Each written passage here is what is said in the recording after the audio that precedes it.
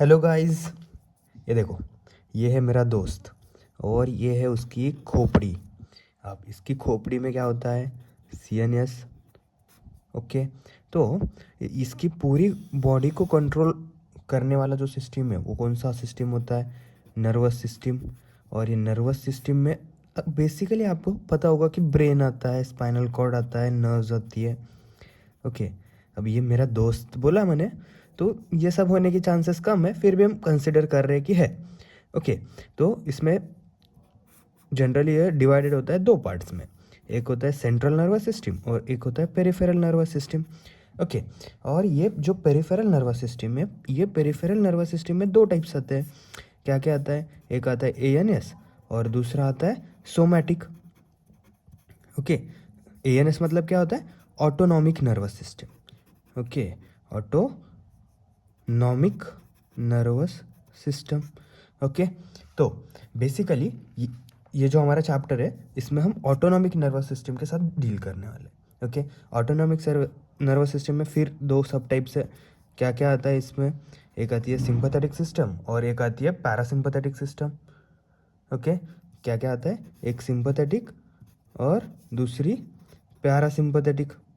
Okay, देखो, अब हम सबसे पहले पैरासिम्पैथेटिक सिस्टम को स्टडी करने का ट्राई करते हैं। ओके, पैरासिम्पैथेटिक को हम दो पार्ट्स में डिवाइड किया। क्या क्या? एक प्यारा और सिंपैथेटिक। ये जो हमारा प्यारा बच्चा है, कौन है? प्यारा बच्चा। तो कभी भी माँ बाप के बारे में हमने जाना है कि जो उनका प्यारा बच्चा होता है उसको काम देने का नहीं, उसको बस खाना पीना और सोना। ओके, इसका काम क्या है? बस खाना। तो पैरासिम्पैथेटिक सिस्टम जो होती है वो कहाँ प्रेजेंट रहती है? पेरिफेरल में प्रेजेंट रहती है और पेरिफेरल में एक्शंस करती है। तो ये पेरिफेरल में एक्शंस क्या करती है? तो सबसे पहले हम सिस्टम जान लेते हैं कि किस किस सिस्टम पे एक्ट करती है। एक तो ये जीआई सिस्टम पे एक्ट कर सकती है, ये रीनल सिस्टम पे एक्ट कर सकती है, और बाद में किस पे एक्ट कर सकती है? रेस्पिरेटरी पे एक्ट कर सकती है, मसल्स पे एक्ट कर सकती है, बाद में आईज पे एक्ट कर सकती है। ओके, इतना तो क्लियर है। तो सबसे पहले मैंने क्या बताया? प्यारा, इसको सिर्फ खाना देने का, मतलब ये जीआई सिस्टम पे क्या करेगा? ये इंक्रीज करेगा। क्या क्या इंक्रीज करेगा? एक तो टोन इंक्रीज कर सकता है, पेरिस्टालसिस इंक्रीज कर सकता है, और सिक्रीशंस इंक्रीज कर सकता है। ओके, क्या क्या इंक्रीज किया? टोन, पेरिस्टालसिस और सिक्रीशंस। बात समझ आई? और बाद में रीनल, रीनल पे क्या करेगा ये? Contraction of detrusor muscle, contraction of detrusor muscle, contraction of detrusor muscle. इसकी वजह से क्या हो जाएगा? जो ट्राइगोन होता है और स्पिंक्टर होता है, ये दोनों रिलैक्स हो जाएंगे। रिलैक्स होने की वजह से क्या हो जाएगा? यूरिनेशन में हेल्प करेगा। ओके, मतलब यहाँ पे इसने टोन इंक्रीज किया, पेरिस्टालसिस इंक्रीज की, सिक्रेशन इंक्रीज किया, इसकी वजह से डायरिया हो जाएगा।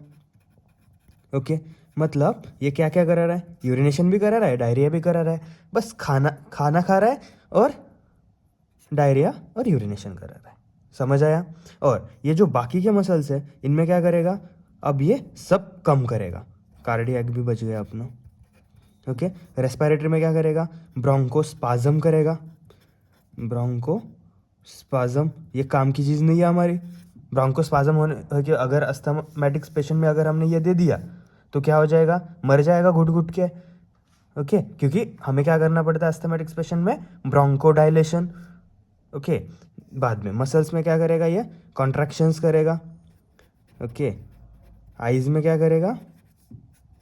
मियोसिस। देखो, ये वाला वो माइटोसिस मियोसिस वाला मियोसिस नहीं है। ये मियोसिस मतलब होता है constriction of प्यूपिल। Okay, constriction of प्यूपिल, ये याद रखो।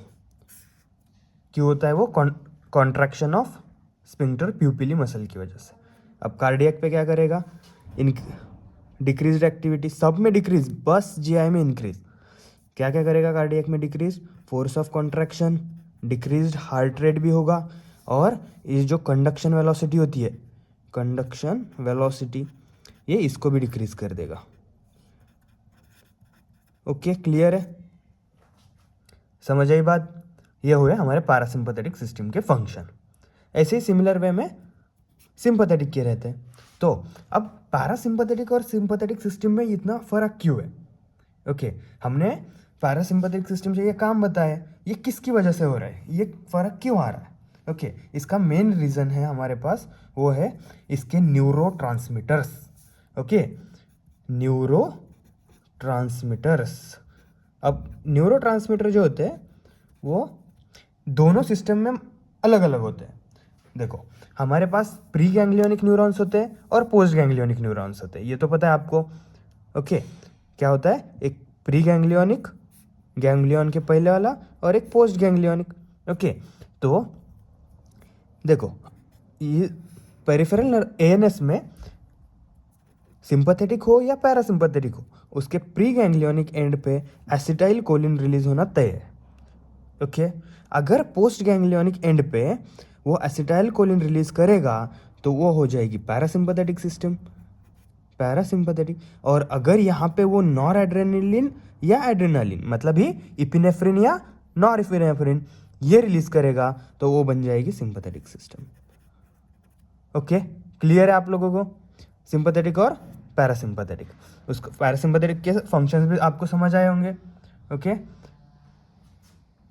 ओके, तो इसके बाद हमें क्या देखना होता है, ये काम कैसे करता है। ओके, तो अब इसको काम करने के लिए हमारे पास कुछ तो होना चाहिए, वो होते हैं रिसेप्टर्स। ओके, तो हर चीज़ के लिए हमारे पास क्या है, स्पेशलाइज्ड रिसेप्टर है, और ये स्पेशलाइज्ड रिसेप्टर होने के कारण ही वो स्पेशल अपना यूनिक फंक्शन कर सकता है। ओके, तो अब ये स्पेशलाइज्ड रिसेप्टर कौन से ओके, हमने क्या बताया, पैरासिम्पैथेटिक सिस्टम में कौन सा न्यूरोट्रांसमीटर रिलीज होता है, पैरासिम्पैथेटिक सिस्टम में कौन सा न्यूरोट्रांसमीटर रिलीज होता है, वो होता है एसिटाइल कोलिन, एसिटाइल कोलिन। तो ये एसिटाइल कोलिन बनता कैसे है और कौन से रिसेप्टर पे एक्ट करता है और कौन से रिसेप्टर पे एक्ट करने के बाद उसका फंक्शन क्या होता है। ओके, सिंपल है।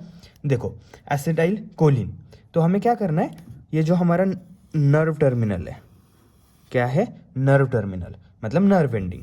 ओके, साइनेप्टिक नॉब जिसे हम कहते हैं।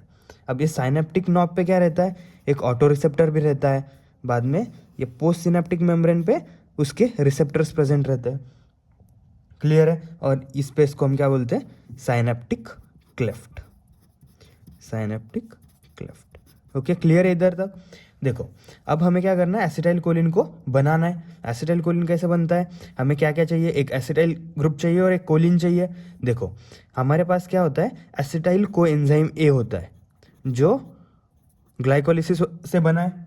ओके, क्लियर है, वो एसिटाइल कोएंजाइम में आता है, वो क्या करता है, इधर कोलिन के साथ रिएक्शन करता है। कोलिन के साथ रिएक्शन करने के बाद क्या हो जाएगा, ये कोए इधर से निकल जाएगा और एसिटाइल कोलिन बन जाएगा यहाँ से। ओके, और ये एसिटाइल कोलिन कहाँ स्टोर रहता है, वेसिकल्स में। यहाँ वेसिकल्स रहेंगे जिसमें ये एसिटाइल कोलिन स्टोर रहेगा। ओके, जब सिग्नल आएगा इसका डीपोलराइजेशन होगा, मेम्ब्रेन का डीपोलराइजेशन होगा। अब ये मेम्ब्रेन का डीपोलराइजेशन होने के बाद क्या होता है, कैल्शियम का इन्फ्लक्स होता है, ये कैल्शियम इस वेसिकल को फोड़ देता है। क्लियर है, ये एसिटाइल कोलिन यहाँ से रिलीज हो गया। एसिटाइल कोलिन कहाँ आ गया, अब साइनेप्टिक क्लेफ्ट में। अब साइनेप्टिक क्लेफ्ट में अगर ये आ गया तो ये क्या करेगा, इन रिसेप्टर्स पे एक्ट करेगा। क्लियर है इधर, और जो अपना डिजायर्ड एक्शन है वो डिजायर्ड एक्शन हो जाएगा, डिजायर्ड एक्शन।